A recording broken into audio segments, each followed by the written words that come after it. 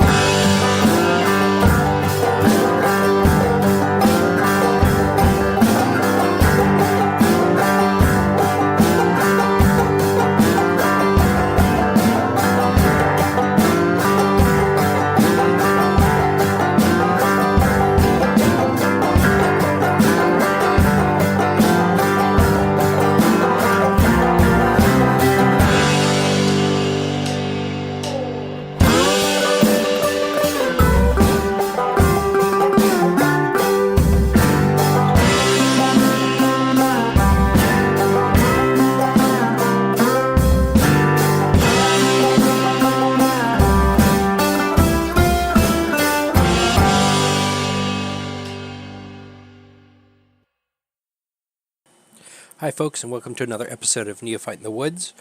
I'm your host, Andrew McDowell, and we're delighted to be members of the Change Your POV podcast network. Before we dive into the show today, I just wanted to give a shout out to Adam Bird, who won our 4th of July giveaway. So congratulations, Adam. We'll be reaching out soon to get your address so we can send you the stuff that you won. Today we're going to be talking about a subject that is, I don't want to say controversial, but folks have a lot of strong opinions on. I definitely do, and I know a lot of the folks that I talk to about hunting do. And that today is trail cameras. There's a lot of good stuff out there available on the internet, and to talk about trail cameras and give you some basics, I'm going to give you my basic philosophy on them and talk about the ones that I use. You can spend hundreds and hundreds and hundreds of dollars on trail cameras. You can have one on every tree ring in your property, but the same things that are true of kind of like traditional scouting, going out using eyes and boot leather to find deer, are true to some extent or another of trail cameras. I can tell you that early on in my hunting career, I've been hunting for 4 or 5 years now, and I relied, I think, on trail cameras a little bit too heavily. The problem that I had originally and that I'm trying to address now through my off-season scouting is I made the assumption that if there were deer on the trail cameras before hunting season, there'd be deer in the same place during hunting season. And that is often true, but not 100%, especially if the property on which you hunt gets a lot of pressure. As the one that I hunt on gets a decent amount of pressure, and it's enough to impact their deer's patterns. But we'll get to that in a little while. A trail camera at its most basic is a camera that is triggered by one of a couple of things. Most trail cameras are going to have a movement sensor like you would have on a movement activated light on your driveway, or they can actually take time-lapse pictures where they'll take a picture every 5 seconds, 10 seconds, 30 seconds, a minute. If you have a trail camera on a big field and the deer aren't activating it, you can use that time-lapse to get some idea of how things are moving around. Because of where I hunt, I use the motion-activated option to take the pictures. It can be a little bit tricky to set up properly so that you're not getting a lot of pictures of trees moving and brush moving. That's one of the reasons that I will set a camera out, try it for a couple of weeks in a spot, try it for a month in a spot, and then move it if I'm seeing a lot of pictures of nothing. I had a trail camera I called the draw cam because it was on a little valley over by one of the areas where I hunt. And it got a lot of great deer movement for the first 2 years that I had it out, but they stopped going down there, A, but B, I was having exponentially more pictures of brush moving and wind blowing than I was of deer. Just for example, on this most recent pull before I relocated it, I had 14 pictures of deer, and somewhere in the neighborhood of, for every one of those 14 pictures, 300 pictures of brush moving. And it wasn't like it was, picture of deer, picture of deer, picture of deer, picture of deer, brush moving. It was picture of deer and then 3 days of just pictures of brush moving and then another deer. And, it was not really a good use of my time or money to keep checking it. So I relocated to a spot where I think is a little bit more deery and I think has some better potential for the season for how I hunt. The other option with the trail camera, and in most cases, your better quality ones will have pretty good versions of this, is you can actually use it to take video. I don't do it just because in the case of the camera that I just relocated, I didn't want pictures of leaves all the time. But if you have a deer coming through and just being reliably present, especially if you have a couple of bucks that you've had on camera sparring or something like that, you can get really cool, really unique video. My favorite instance of this was not video, but I wish I had had it. I actually had a deer with a literally brand new fawn come right by my camera. I mean, the fawn was tiny. It was clearly just a couple of days old, and you could watch it kind of take a couple of steps and then stagger a little bit and then it fell. So it was pretty cool. What my approach is for pictures versus video, my cameras use a burst feature, so it'll take 6 pictures really quickly, a half second apart or something like that, and then wait for 30 seconds and then take 6 pictures if it gets activated again. It's a good, in my opinion, balance between video, which is space intensive, and pictures, which are simpler, easier to capture. There's a couple of things with all of that said that you want to take into consideration when you're buying your first trail camera. One of the most important things is going to be how it detects and how far it can detect activity. These days, something that can detect activity 50 feet away is pretty good. But if the flash and the camera can't go that far, it's not going to do very much for you. The other thing to keep in mind is a camera with a half-second delay is going to get you bigger pictures of, better pictures, I should say, of deer walking in front of your camera versus something with a second delay where it's going to get you, if you're lucky, the deer's tail, or if it's going, the front end of the deer that's coming behind it. So that's something to take into account. Most of the cameras I buy or have seen recently have second or less flash, activation. So I think mine are all half second or below, which is pretty good in my opinion, and I don't see any reason to really spend more than that. The next thing you want to take into consideration is batteries. For my cameras, I use lithium batteries for a couple of reasons. One, they don't decay as fast, so if you buy regular alkaline batteries and you let them sit and sit and sit and sit, they're effectively going to rot in situ a lot faster than lithiums will. Lithium will hold a charge when it's passive a lot faster, or a lot better, I should say, than a traditional alkaline battery. The other reason is lithium batteries are less susceptible to temperature fluctuations. So if you're like me and I run my cameras year-round, there's going to be a really large temperature fluctuation between, say, the middle of January or the beginning of February, when it's really cold, gets down into the single digits, and the middle of July, where this past week it's been between 95 and 100 every day. Even in the woods, where you're going to have shade, that temperature is still going to get way up there. I have pictures on my camera roll that say 105 degrees, 110 degrees in the sun in the woods. So those temperature swings are going to degrade an alkaline battery a lot faster than they would a lithium battery. So that's another reason I use that. And I've had, in all honesty, really good luck with the batteries that I'm using. They last about a year, which in my opinion is pretty good. I've only had them run out once, and that was my fault. One of the batteries I knew was due to be replaced in January, and I frankly was just lazy and didn't want to go out in the single digits if I wasn't trying to kill something.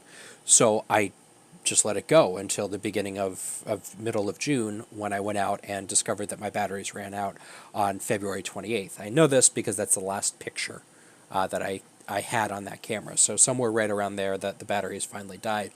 But that was 13 or 14 months since I'd replaced those batteries. So lithium, it's worth spending a little bit more in my opinion. The next thing that I take into account when I'm buying a trail camera is the emitters. So this is going to be the flash. Back in the old days when trail cameras were new technology, they used, by and large, a white flash just like you'd have on your camera, or if you're older like me, you remember the old Kodak like cameras that you could like charge the flash on the front and rotate a little knob to advance it, the disposable cameras. That's literally what trail cameras were back in the day, with a little bit better technology and a little bit more waterproof. But the overall, the point still stands. These days they still do sell trail cameras with white flashes. I don't like those for a couple of reasons. I've never bought one. One, I don't like the idea of interfering with the deer at night when they're supposed to feel more comfortable. They're out and about doing their own thing. You're never going to bump a deer to be active during the day, but you can bump them nocturnal. So that's not really something that I'm nuts about. The second is that it washes everything out. By and large, these cameras that are taking pictures, especially at night, are taking black and white pictures. So I don't really care if it's if it's a white flash, if it takes good pictures. It's just not important to me. What I do look for are No-Glo or IR bulbs or a red flash. I believe that deer don't see red as well, if at all, versus something like white light. The No-Glo flashes that I have in mine actually use a black light to take the picture, so that it's invisible to the deer, but the lens and the detector on the camera pick it up fine. And I get very good pictures at night. They're not crisp and clear, but they're definitely good enough that I can see detail, count points, see what's going on. So I look for red glow, black lights, or No-Glo is the brand name on the type that I buy. The other thing that you want to keep in mind is how bright are the pictures you get at night.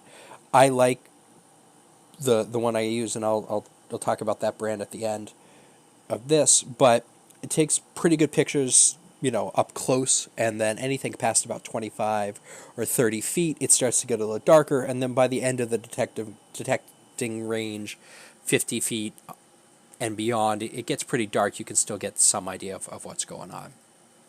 Next up is picture quality. This is not the same as megapixels. They sell cameras these days with 30 megapixels, and they don't take as good a picture as mine with 10 megapixels.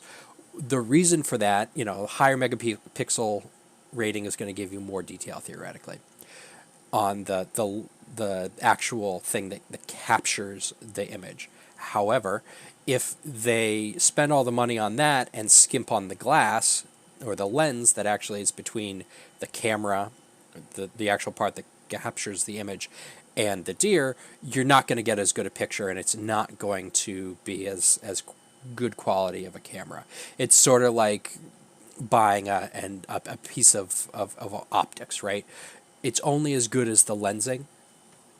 Everything else being equal, I'm going to spend a little bit more money to get something with good quality glass in it, even if it ends up costing me a little bit more. It's a little bit less convenient to get. It just ends up being better for you. That's why I buy Vortex optics. I don't buy optics off of Amazon. The cheap $50 piece of glass versus the $200 Vortex. It's just going to work a lot better. Finally, and this is something that matters a little bit less to me because of the way I set up my cameras, but setup features and having a viewing screen built into the camera. I set up my cameras, I set the settings, I do all that at home before I go to the woods, so I'm not monkeying with something. I believe in getting in and getting out as quickly as possible, so as not to disturb or leave as more scent around than I really need to. Some folks like to set it up because they're not exactly sure where they're going to set up the camera, or they need to make some changes or something like that. That's up to them. So, and if you want to do my way, a less intuitive setup screen is going to be less important. But if you like to do it in the woods and monkey with your settings while you're there, having a more intuitive setup process is going to be in your interest. Viewing screen, a lot of the higher end cameras or fancier cameras these days have a built-in LCD viewing screen, just so you can flip through quickly in the woods if you want to. This is, again, something that's not really that important or really that interesting to me for a couple of reasons. One, as I said before, I like to get in and get out when I check my trail cameras. I don't want to leave a lot of scent around. I don't want to do anything like that. Two, I actually own a viewer that's basically this LCD screen in a portable device. So I grab my cards, swap out my cards, go back to my car, turn on the air conditioner, and sit there and flip through really quickly and see if there's anything interesting. That's my approach. The cards that you use for trail cameras, most computers these days also have a slot for them, the SD cards, so you can always check it at home. While we're on the topic of SD cards, there's a couple of things you want to keep in mind. Where it's true that the detector, the lensing, and the thing that actually captures the pictures are all important, equally important is the type of SD card that you use. I strongly recommend that you don't skimp on this. It's going to seem like you're spending a lot of money on the SD card, but it's only as good as everything else. So the limiting factor is going to be that SD card. So spend a little bit more money, and not even that much more money. I get a 32 gigabyte card. It holds thousands and thousands of pictures at 10 megapixels. I've never had a card fill up on me, and I don't always check my camera every month. I'll let it run for 5 months, 6 months in the summer, and into the winter. As long as you replace those batteries, you'll be fine. So I use a SanDisk 32 Ultra Class memory card. The Ultra Class is important. It's the speed at which the card actually records the pictures. So mine does 80 megabytes a second, which is more than enough. It's probably a little bit more than you need. If you buy a slower card, you will not get the same quality of pictures, because it's basically it's a little flash memory card.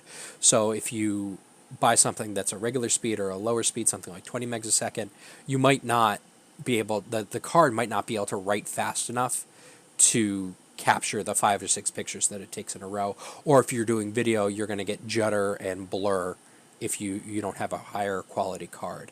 These cards that I use, and I'll link to it in the description, are about $12.50 per card. I have 2 per camera, so I can swap in and out as I go. I've never had any problems. One thing to remember, though, is make sure that the card is seated all the way in the camera, and also that it's not locked. If you have it locked, it will not take pictures, and you'll have wasted months in the woods, potentially. So keep that in mind as you're going through, and make sure that you spend a little bit of decent money on the camera, or on the card, but obviously on the camera. The camera's going to run you, by and large, for the quality that I like, about $100. You can occasionally find them on sale. There's various websites that will run flash sales from time to time. One of the other things that you want to take into account when you're buying a camera is the detection zone.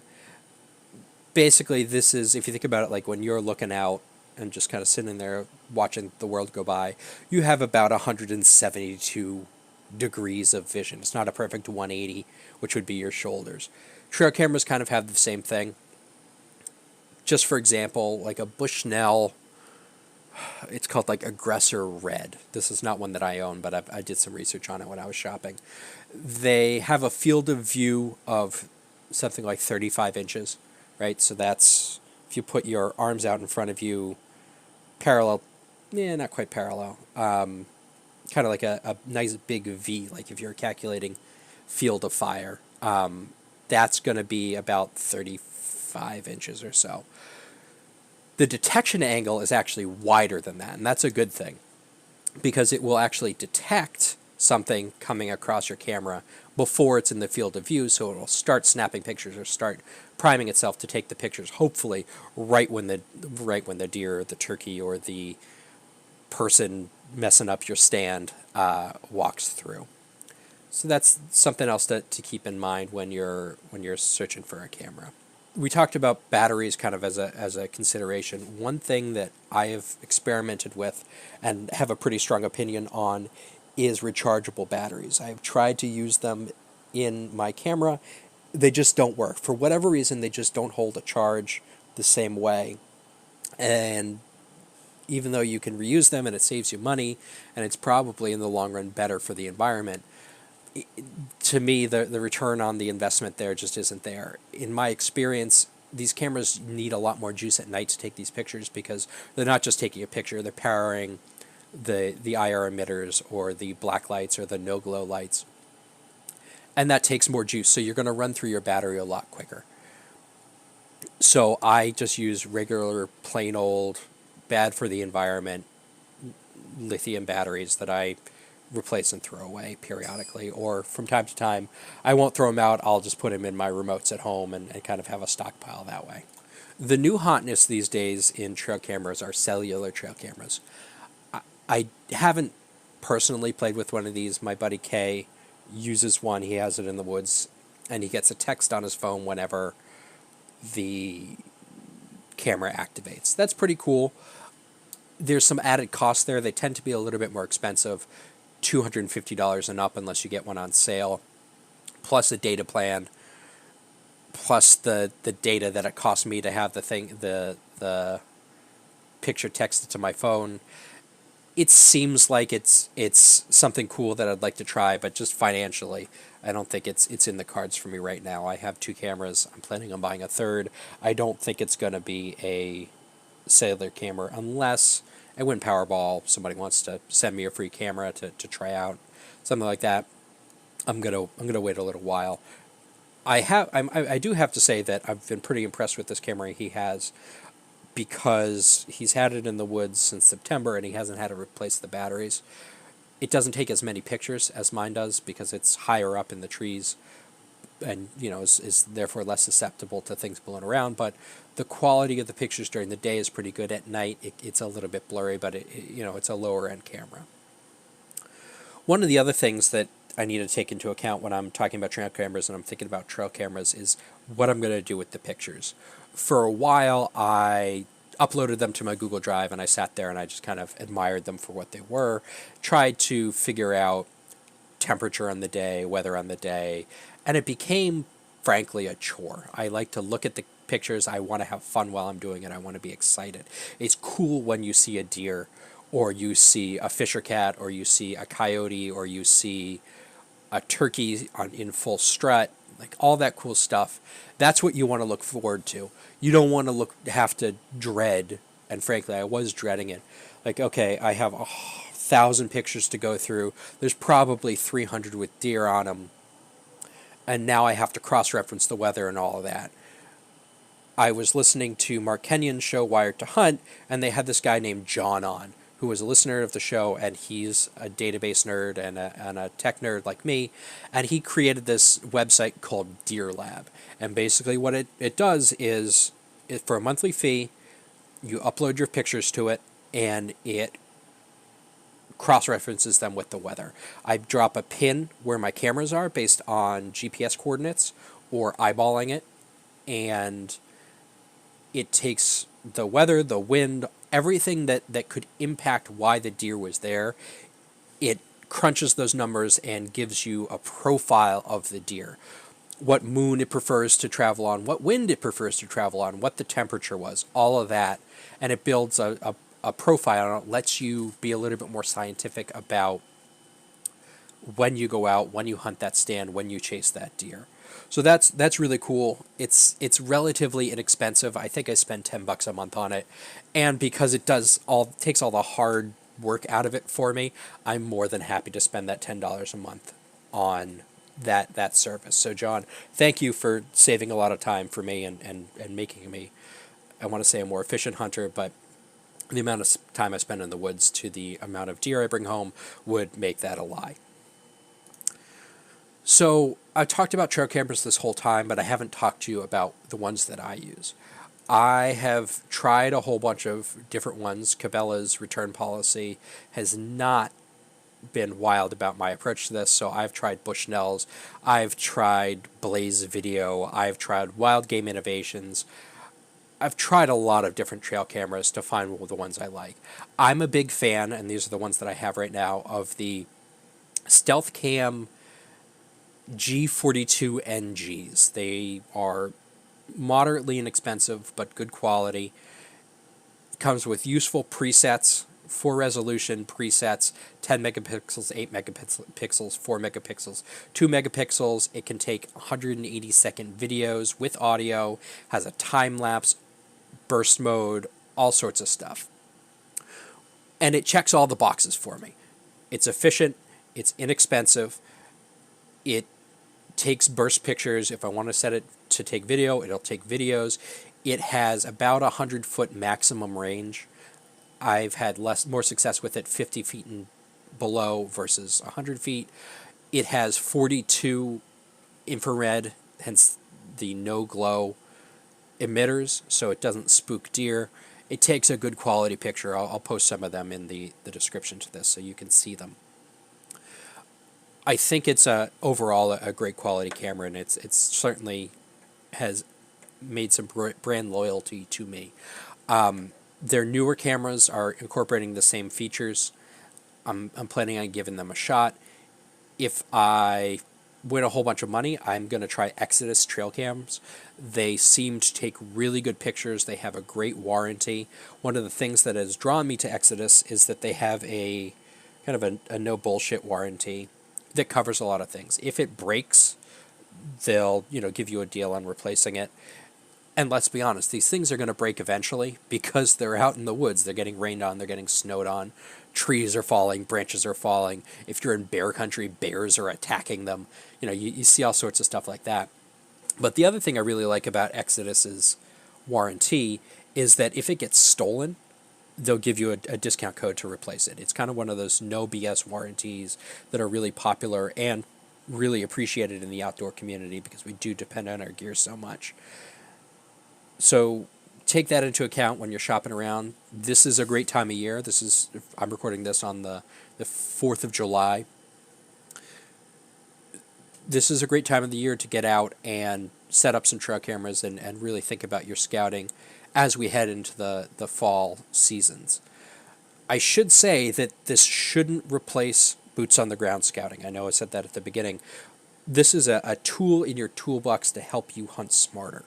It doesn't obviate the need to go out in the woods and actually look around, look for deer shit, look for rubs, look for scrapes, look for fur. Look for those things that you would traditionally use if you were out hunting without a trail camera, and let this bolster that. My approach this year is I'm going to pound the woods. I'm going to do good scouting. I'm going to do smart scouting all summer.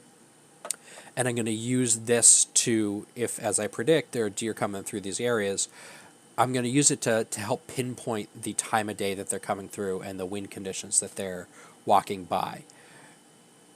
I'm going to do that so that when I'm out in my stand, I'm not wasting sits. I have a limited amount of time because I have a baby and I have a wife who would like to see me occasionally, and she's already not thrilled that I'm taking off so much time to go hunting this year. I think that that'll go away a little bit more when she's eating venison stew, a couple of times a month, if everything goes to a plan, knock on wood. So that's kind of a quick once over on trail cameras. Please let me know if you have questions or you want to come on and talk about your experience with trail cameras. If you're looking for a trail camera, I would strongly suggest StealthCam. I'll link to the one that I own in the description as well. Or check out Exodus or one of the other brands. Hope you found this informative and entertaining, and we'll talk to you next time. Thanks a lot.